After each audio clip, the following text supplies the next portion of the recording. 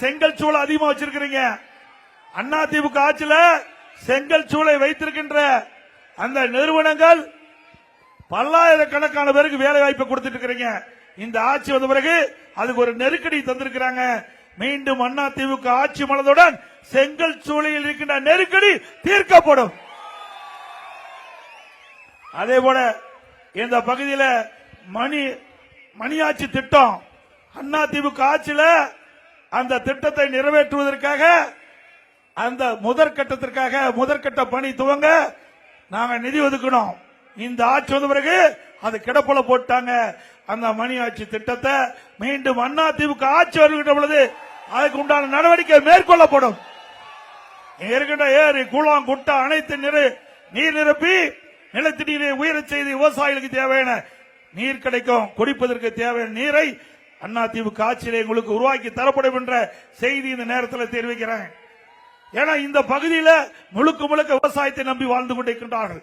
ஆக அந்த விவசாயிகளுடைய வாழ்வாதாரம் ஏற்றப்பட வேண்டும் என்பதற்காக நான் வெளிநாடு சென்ற பொழுது பஃபலோ பால் பண்ணைக்கு போனேன். ஒரு பசு ஒரு நாளைக்கு 65 லிட்டர் பால் கொடுக்குது. ஒரு பசு ஒரு நாளைக்கு 65 லிட்டர் பால்.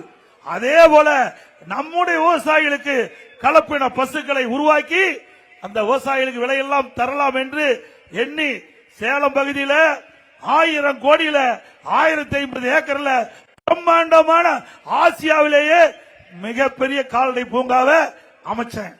இந்த ஆட்சி வந்த பிறகு அரசியல் கால் பிடிச்சது காரணமா கிடப்புல போட்டுக்கிறாங்க. மீண்டும் அதிமுக ஆட்சியுடன் அந்த கால்நடை பூங்கா இயங்கும். நம்முடைய விவசாயிகளுக்கு அந்த கால்நடை ஆராய்ச்சி நிலையத்தின் மூலமாக கலப்பின பசுக்களை உருவாக்கி நம்முடைய விவசாயிகளுக்கு விலை இல்லாம கொடுப்போம். அப்படி நம்முடைய பகுதி சீதோசன நிலைக்கு தக்கவாறு கலப்பின பசுக்களை உருவாக்கி விவசாயிகளுக்கு விவசாய தொழிலாளருக்கு கொடுக்கின்ற பொழுது ஒரு நாளைக்கு 40 லிட்டர் பால் கொடுக்கும். நம்ம 3 பசு வச்சு பால் கறப்பதற்கு போல ஒரு பசு வச்சு அந்த பாலை கறக்கலாம். அது முழுக்க விவசாயிகளுக்கு விலையில்லாம கொடுக்கப்படும். அந்த திட்டத்தை முடக்கி இருக்கிறாங்க. இந்த அரசு தேவையா? விவசாயிகளுடைய விரோத அரசு தேவையா? அந்த திட்டம் எதற்காக முடக்கி வச்சீங்க? 1000 கோடி கிடப்புல கிடக்குது. கட்டடம் கட்டியாச்சு. ஆராய்ச்சி நிலையம் திறக்கப்பட வேண்டும் என்று திட்டமிட்டு அதிமுக ஆட்சியிலே கொண்டு வரப்பட்ட திட்டம் என்ற ஒரே காரணத்திற்காக அந்த திட்டத்தை முடக்கி வச்சிருக்கிறாங்க. எல்லா கட்டடம் கட்டியாச்சு. அங்க கால்நடை மருத்துவக் கல்லூரி ஆராய்ச்சி நிலையத்தை நான் துவக்கிட்டு நான் இருக்கும் போதே இப்பொழுது பிரம்மாண்டமான கட்டடம் அப்படியே இயங்காம இருக்குது. அந்த ஆராய்ச்சி நிலையம் அப்படியே கிடப்புல போட்டாங்க. இந்த திட்டத்தை கொண்டாடும் போது அதன் மூலமாக கலப்பின பசுக்களை நம்முடைய விவசாய மக்களுக்கு விவசாய தொழிலாளிக்கு கொடுப்போம். அப்படி பொருளாதார மேம்பாடு அடையும். அதுல விலையில்லா ஆடுகள். இன்னைக்கு நம்ம வளர்த்துற ஆடு ஒரு வருஷத்துக்கு 20 கிலோ கிடைக்கும்னா இந்த ஆராய்ச்சி நிலையத்தின் மூலமாக உருவாக்கப்பட்ட ஆடு 40 கிலோ எடை கிடைக்கும். அது மட்டுமல்ல, நம்முடைய விவசாயிகள் எந்த கன்று வேணுமோ அந்த கன்று நமக்கு கிடைக்கும். இன்றைக்கு சிந்து பஸ் அதுல கெடேரிக்கணும் நாட்டு மாடு அதுல என்ன கன்று வேணுமோ அந்த கன்றை நம்முடைய விவசாயிகளுக்கு கொடுக்கின்ற அளவிற்கு நவீன முறையில் அந்த ஏற்பாடுல செஞ்சோம். ஊட்டியில் 50 கோடியில அந்த திட்டத்தை உருவாக்கின கிடப்புல போட்டாங்க. ஆட்சி வந்த பிறகு கிடப்புல போட்டாங்க. ஆக இது விவசாயிகள் கொடுக்கின்ற பொழுது கலப்பின பசுக்கள் அந்த கிடேரிக்கென்று போட்டா அதை வளர்த்தி அதை பால் கிடைக்கும். அவருடைய வளர்த்தி அது பொருளாதார மேம்பாடு கிடைக்கும். அந்த திட்டத்தையும் முடக்கி இருக்கிறாங்க. ஆக இந்த திட்டத்தை எல்லாம் மீண்டும் கொண்டு வர வேண்டுமென்றால் அதிமுக ஆட்சி தமிழகத்திலே மலர வேண்டும். ஸ்டாலின் எப்பொழுது பார்த்தாலும் பேசுறார். தமிழ்நாட்டுக்கும் என்டிஏவுக்கும் போட்டின்னு. இது தமிழ்நாட்டில் நடக்கிற தேர்தல், டெல்லியில் நடக்கிற தேர்தல் இல்ல. தமிழ்நாட்டில் யார் ஆட்சியில் இருக்கக்கூடாது என்பதற்காக நடக்கின்ற தேர்தல், யார் ஆட்சிக்கு வர வேண்டும் என்பதற்காக நடக்கின்ற தேர்தல். அப்படித்தானே? இது தமிழ்நாடு சட்டமன்றத்துக்கு தான் நடக்குது. முதலமைச்சருக்கு அது கூட தெரியல, பாவம். அப்படி ஒண்ணுமே தெரியாத பொம்மை முதலமைச்சர் நாட்டை ஆண்டு கொண்டிருக்கின்றார். சிந்தித்து பாருங்க. அதிமுக ஆட்சி மீது ஒரு குறை கூட இந்த ஆட்சியில சொல்ல முடியல. அப்படி ஒரு சிறப்பான ஆட்சியை அதிமுக அரசு நாட்டு மக்களுக்கு கொடுக்கப்பட்டது. இன்றைக்கு மாண்புமிகு அம்மா 2011 தமிழகத்துடைய முதலமைச்சர் பொறுப்பேற்கின்ற பொழுது கடுமையான நிதிகளை நெருக்கடி அதையெல்லாம் சமாளிச்சு சிறப்பான ஆட்சி கொடுத்தாங்க. இன்றைக்கு அம்மா அந்த காலகட்டத்தில் அம்மா மறைந்ததுக்கு பிறகு அம்மாவுடைய அரசு உங்களால் கழக நிர்வாகிகளால் நான் முதலமைச்சராக தேர்ந்தெடுக்கப்பட்டு 4 ஆண்டு 2 மாதம் சிறப்பான ஆட்சி கொடுத்தோம். அந்த காலகட்டம் மிக மிக ஒரு கடுமையான காலகட்டம். முதல்ல ஆட்சி பொறுப்பேற்ற உடனே கடுமையான வறட்சி, குடிப்பதற்கு கூட தண்ணீர் கிடையாது. அந்த காலகட்டத்தில் கூட கிராமத்திலிருந்து நகரம் வரை வசிக்கின்ற மக்கள் அனைவருக்கும் பாதுகாக்கப்பட்ட தண்ணீரை தடையில்லாம கொடுத்தோம். இரண்டாவது புயல், டெல்டா மாவட்டம் புயலால புரட்டி போட்டு விட்டது. விவசாயிகள் எல்லாம் பாதிக்கப்பட்டு விட்டாங்க. விவசாய பயிர்கள் எல்லாம் சேதமடைந்து விட்டது. சேதமடைந்த பயிர்களை கணக்கிட்டு நிவாரணம் கொடுத்தோம். அதுக்கு பிறகு கொரோனா எப்படின்னு உங்களுக்கு எல்லாத்துக்கும் தெரியும். ஓராண்டு நம்ம வெளியிலே வர முடியல. காற்றிலே வைரஸ், அந்த வைரஸால் கொரோனா பாதிக்கப்பட்டால் உயிருக்கு ஆபத்து ஏற்பட்டுவிடும். அப்படிப்பட்ட காலகட்டத்தில் கூட ஒரு சிறப்பான ஆட்சி கொடுத்தோம். இந்தியாவிலேயே கொரோனா காலத்தில் அந்த கொரோனா வைரஸ் பரவலை தடுத்த முதல் மாநிலம் தமிழ்நாடு. இந்த ஆட்சியிலே வறட்சி சந்திச்சீங்களா, புயலை சந்திச்சீங்களா, கொரோனா சந்திச்சீங்களா? எதுவுமே இல்ல. ஒரு வருஷம் அரசாங்கத்துக்கு வருவாயா இல்ல.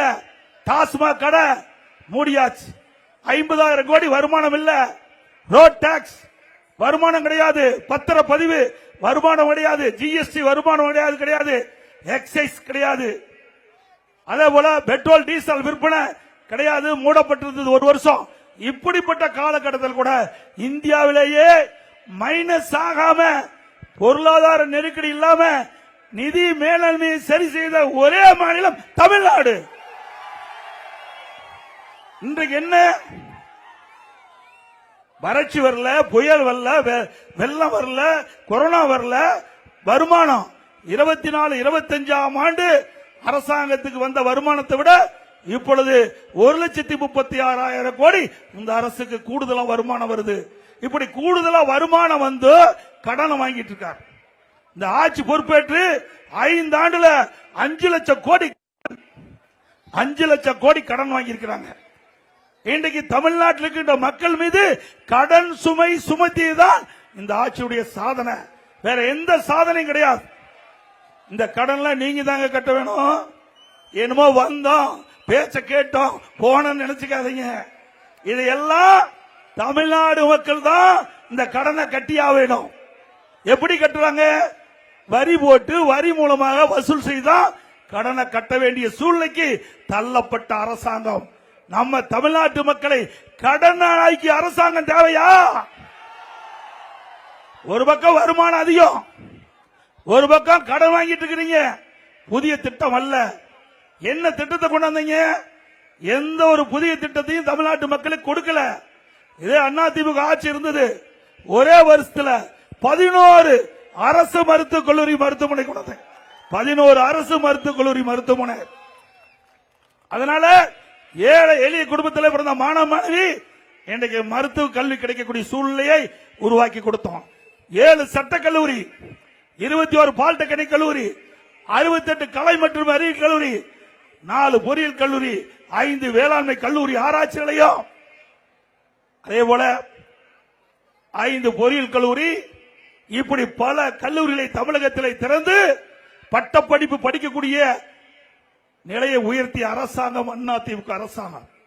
2011 மாண்புமிகு அம்மா அவர்கள் தமிழகத்துடைய முதலமைச்சராக பொறுப்பேற்கின்ற பொழுது 100க்கு 32 பேர் தான் படிச்சிட்டு இருந்தாங்க பட்டப்படிப்பு. திமுக ஆட்சியில் ஆட்சி மாற்றம் வந்து அம்மா முதலமைச்சராகும் போது 2011 100க்கு 32 பேர். அம்மா கல்வியில புரட்சி மறுமலர்ச்சியை ஏற்படுத்திய விளைவு, அம்மா மறைவுக்கு பிறகு அம்மாவுடைய அரசு தொடர்ந்து கல்லூரியை திறந்ததன் விளைவு 100க்கு இன்றைய தினம் 52 பேர் படிக்கிறாங்க. 100க்கு 52 பேர் இன்றைக்கு உயர்கல்வி பட்டப்படி படிக்கிறாங்க. இந்த அரசு கல்லூரி திறந்த விளைவு ஏழை எளிய குடும்பத்திலே பிறந்த மாணவ மாணவி வெறும் குறைந்த செலவு. தனியார் கல்லூரிக்கு போனா 75,000, அரசு கல்லூரியில மிக குறைந்த கட்டணம். அதனால கல்வி கற்புடைய எண்ணிக்கை உயர்ந்திருக்குது. அதே போல பள்ளிகள் இன்றைக்கு ஆரம்ப பள்ளி, நடுநிலைப் பள்ளி, தர உயர்த்தி உயர்நிலைப் பள்ளி, உயர்நிலைப் பள்ளி தரம் உயர்த்தி மேல்நிலைப் பள்ளி, கிட்டத்தட்ட 500க்கும் மேற்பட்ட மேல் பள்ளிகளை திறந்தோம். அதனால இந்தியாவிலேயே கல்வி கற்போடைய எண்ணிக்கை தமிழ்நாட்டில் உயர்ந்திருக்குது. இதெல்லாம் அண்ணா திமுக ஆட்சியில செய்த சாதனை. அது மட்டும் இல்ல, கொரோனா காலம் 11 மாசம் ரேஷன் கடையில விலையெல்லாம் அரிசி கொடுத்தோம்ல, எங்க கொடுத்தோமா? சக்கரை கொடுத்தோம், எண்ணெய் கொடுத்தோம், குடும்பத்துக்கு 1000 ரூபாய் கொடுத்தோம். அந்த காலகட்டத்தில் வருமானமே கிடையாது அரசாங்கத்துக்கு. 40,000 கோடி கடன் வாங்கி அந்த கொரோனா காலத்தில் மக்களுக்கு தேவையான உதவிகளை செஞ்சோம். அப்படிப்பட்ட காலகட்டத்தில் நம்முடைய தைப்பொங்கல், நம்முடைய கிராமத்தில் இருக்கின்ற மக்கள் எல்லாம் சிறப்பா தைப்பொங்கல் கொண்டாட வேண்டும் என்பதற்காக எல்லா குடும்பத்துக்கும் 2,500 ரூபாய் முதல் கொடுத்தேன். நாங்க தான் 2,500 ரூபாய் பொங்கல் தோப்பு கொடுத்தோம். இன்னைக்கு ஸ்டாலின் பேசுறார், நாங்க 5,000 ரூபாய் கொடுத்துட்டோம். எங்க கொடுத்த? ஏற்கனவே 3 மாசத்து பணம். இப்ப தேர்தல் வந்ததுனால மக்கள் இடத்துல செல்வாக்கு இருந்ததுனால 2,000 ரூபாய் கொடுத்து 5,000 ரூபாய் கொடுத்து மக்களை ஏமாத்துற திரு ஸ்டாலின் அவர்களே, அண்ணா திமுக ஆட்சி மனதுடனே எல்லா குடும்பத்தில் இருக்கின்ற நம்முடைய குடும்ப தலைவருடைய வங்கி கணக்கில் 10,000 ரூபாய் வழங்கப்படும். மத்திய அரசு எங்களோடு இருக்குது, மத்திய அரசு எங்களோடு இருக்குது. தேவையான நிதியை பெறுவோம். அது மட்டுமல்ல, கொரோனா காலம், கொரோனா காலத்தில் பள்ளியில் மூடப்பட்டது, கல்லூரியில் மூடப்பட்டது, மாணவர்கள் மன உளைச்சல் இருந்தாங்க. அவருடைய கோரிக்கை ஏற்று நம்முடைய பள்ளி மாணவர்களுக்கு ஆல் பாஸ் போட்டு கொடுத்தோம். கல்லூரியில் படிக்கின்ற மாணவருக்கு ஆன்லைன்ல வகுப்பு. இப்படி மாணவர்கள் கூட பாதிக்க கூடாது என்பது கவனமாக இருந்து செயல்பட்ட அரசாங்கம் அண்ணா திமுக அரசாங்கம்.